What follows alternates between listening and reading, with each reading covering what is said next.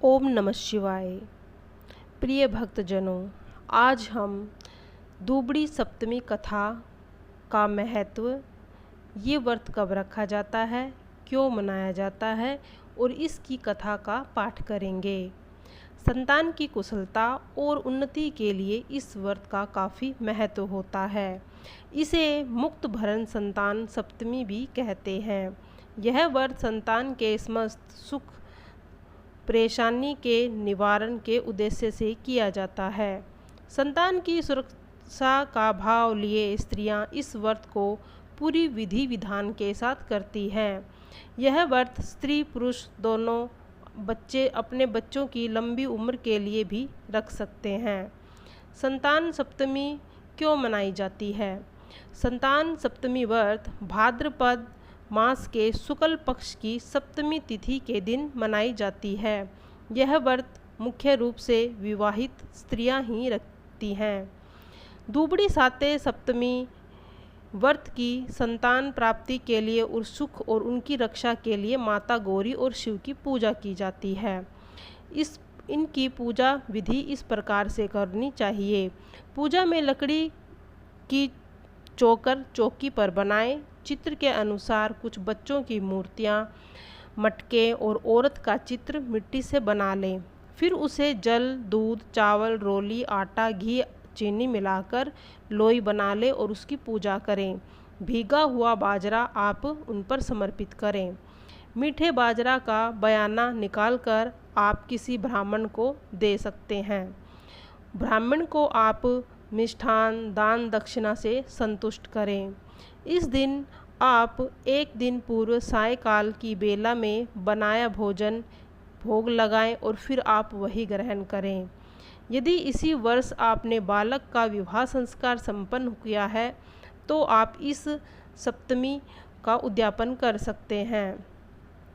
आइए सुनते हैं इसकी कथा। इस प्रकार से है। एक साहूकार था, उसके 7 बेटे थे। जब वह अपने किसी बेटे का विवाह करता था, उसी रात उसका बेटा मर जाता था। इस प्रकार उसके 6 बेटे मर चुके थे। सबसे छोटे बेटे की शादी होनी बाकी थी। एक दिन छोटे बेटे की विवाह की बात चली और वह उसके रिश्ते के लिए तय करने के लिए चल पड़ा। रिश्तेदारों का न्योता दिया गया। उस लड़के की बुआ शादी के लिए पीहर आ रही थी तो रास्ते में एक बुढ़िया मिली जो स्वयं दूबड़ी माता थी। लड़के की बुआ विश्राम करने के लिए एक पेड़ के नीचे बैठ गई और उस बुढ़िया के पैर दबाने लगी। बुढ़िया बोली, बेटी तुम कहाँ जा रही हो? तब बुआ ने अपने पियर का सारा हाल कह सुनाया। बुढ़िया बोली, तुम्हारे भाई का बेटा घर से निकलने पर दरवाजे से दबकर मर जाएगा, मगर वहाँ से भी बच गया तो रास्ते में बारात रुकेगी, वहाँ पेड़ के नीचे दबकर मर जाएगा। अगर वह वहाँ से भी बच गया तो ससुराल में दरवाज़ा गिरने पर दबकर मर जाएगा। अगर वह वहाँ से भी बच गया तो 7वें फेरे में सर्प काट लेगा और वह मर जाएगा। यह बात सुनकर लड़के की बुआ कहने लगी कि माँ जी, उसके बचने का कोई उपाय है? तब बुढ़िया बोली, है तो सही, लेकिन बहुत ही कठिन है। बुआ ने कहा, आप बताओ तो सही माँ जी। तब बुढ़िया ने कहा, तो सुनो, उस लड़के की बारात को पीछे की दीवार फोड़कर निकालना। पेड़ के नीचे बारात को मत रोकना। ससुराल में पीछे के दरवाजे से ही बारात निकाल कर ले जाना। फेरे के समय दरवाजे पर एक दूध का कटोरा भर कर रख देना और एक तात का पासा बनाकर रख देना। जब वहाँ सांप दूध पीने आएगा तो उसको रस्सी से बांध देना। फिर सरपनी आएगी और अपने पति को खोलने के लिए कहेगी। तब तुम अपने 6 भतीजों को वापस मांग लेना और सरपनी इस प्रकार से 7वें भतीजे का जीवन भी मांग लेना। वह उन्हें जीवित कर देगी। पर यह ध्यान रहे कि यह बात किसी को भी मत बताना, नहीं तो सुनने वाले में से किसी भी की मृत्यु हो सकती है। यह कहकर बुढ़िया जाने लगी तो भुआ ने उसका नाम पूछा। बुढ़िया ने कहा, मेरा नाम दुबड़ी है।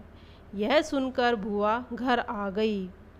जब बारात जाने लगी तब वह रास्ता रोककर खड़ी हो गई और कहने लगी कि भतीजे को पीछे के दरवाज़ा बनाकर ले आओ। भुआ की बात सुनकर बारात को पीछे के दरवाजे से निकाला। जैसे ही लड़का पीछे के दरवाजे से निकला, उसके घर के आगे का दरवाज़ा गिर पड़ा। तब सभी कहने लगे, भुआ ने अच्छा किया, नहीं तो अनहोनी हो जाती। जब बारात आगे के लिए जाने लगी तो भुआ ने साथ जाने की जिद की और बारात के साथ साथ चल दी। रास्ते में जब बाराती एक पेड़ के नीचे रुकने लगे तो बुआ ने उन्हें रुकने से मना कर दिया और दूल्हे को दूसरी जगह पर बैठाया। पेड़ नीचे गिर गया। सभी बुआ की प्रशंसा करने लगे। जब बारात ससुराल के दरवाजे पर पहुंची तो वहां बुआ ने पीछे के दरवाजे से तोरन मारने को कहा।